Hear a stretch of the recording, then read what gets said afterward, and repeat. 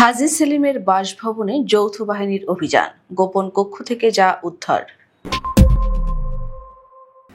রাজধানীর আজিমপুরের সাবেক সংসদ সদস্য হাজী মোহাম্মদ সেলিমের একটি বাসভবন ঘিরে রেখেছে যৌথ বাহিনী। রোববার দুপুর 12টার দিকে বাসাটি ঘিরে রাখতে দেখা যায়। ভবনটির আন্ডারগ্রাউন্ড পার্কিং এর একটি গোপন কক্ষ থেকে 6টি বিলাসবহুল গাড়ি উদ্ধার করা হয়েছে বলে সূত্র জানিয়েছে। জিজ্ঞাসাবাদের জন্য ওই ভবনের ম্যানেজারকে আটক করা হয়েছে। গুলশানারা মাসুদা টাওয়ার নামের ওই ভবনটিতে যেসব গাড়ি পাওয়া গেছে তার মধ্যে সংসদ সদস্যের লোগো সংবলিত একটি গাড়ি ছিল।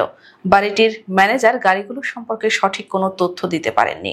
তবে তাৎক্ষণিক বিষয়টি নিয়ে গণমাধ্যমে কথা বলতে রাজি হননি আইন শৃঙ্খলা রক্ষা বাহিনীর সদস্যরা। প্রসঙ্গত, রাজনীতিবিদ, ব্যবসায়ী ও সংসদ সদস্য হাজী মোহাম্মদ সেলিমকে গ্রেপ্তার করা হয়েছে।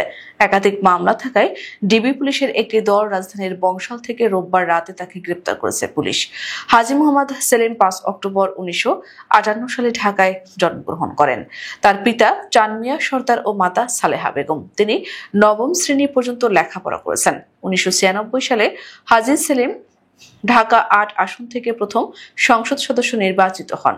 2001 সাধারণ নির্বাচনে তিনি আওয়ামী লীগের প্রার্থী হয়ে নির্বাচনে অংশগ্রহণ করলেও বিএনপির নাসির উদ্দিন আহমেদ পিন্টুর নিকট পরাজিত হন। 2014 সালে সেলিম সংসদের 16 জন স্বতন্ত্র সদস্যদের নিয়ে জোট গঠন করেন। 2018 সালে অনুষ্ঠিত একাদশ জাতীয় সংসদ নির্বাচনে সেলিম বাংলাদেশ আওয়ামী লীগের মনোনয়নে পুনরায় অংশগ্রহণ করেন এবং বিজয়ী হন।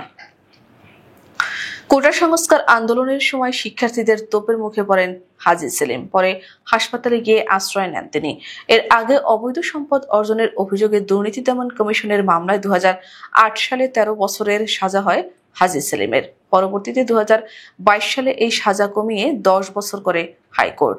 বিভিন্ন সময় ক্ষমতাসীনদের আশ্রয় প্রশ্রয়কে কাজে লাগিয়ে পুরান ঢাকার সোয়ারীঘাটের পান ব্যবসায়ী থেকে হাজী মোহাম্মদ সেলিম হয়ে উঠেছেন বড় কনগ্লোমারেট মদিনা গ্রুপের মালিক। গত 3 দশকে দেশের রাজনৈতিক দল আওয়ামী লীগে পেয়েছেন তিনি।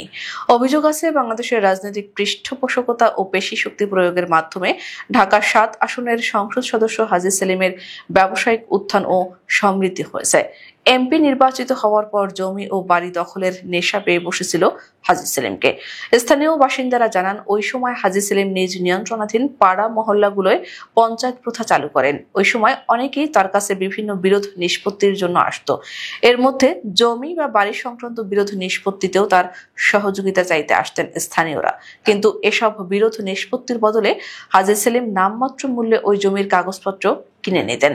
জোরপূর্বক উচ্ছেদের জন্য বিচার শেষে তিনি ঘরে বা দোকানে তালা ঝুলিয়ে দিতেন। এজন্য এলাকায় তালা হাজী নামেও খেতাব পেয়েছিলেন তিনি। শুধু তাই নয়, হাজী সেলিম চকবাজারের ফ্রেন্ডশিপ মার্কেট ও জেলখানার পাশে 50 থেকে 60 বছরের পুরনো ব্যবসায়ীদের জোরপূর্বক উচ্ছেদ করে সেখানে মদিনা আশিক টাওয়ার ও হাজী সেলিম টাওয়ার নামে দুটি বহুতল ভবন ও মার্কেট নির্মাণ করেন। মার্কেট নির্মাণের সময় ক্ষতিগ্রস্ত ব্যবসায়ীদের নতুন দোকান দেওয়ার কথা ছিল তার, কিন্তু শেষ পর্যন্ত কাউকেই কোনো দোকান দেননি তিনি।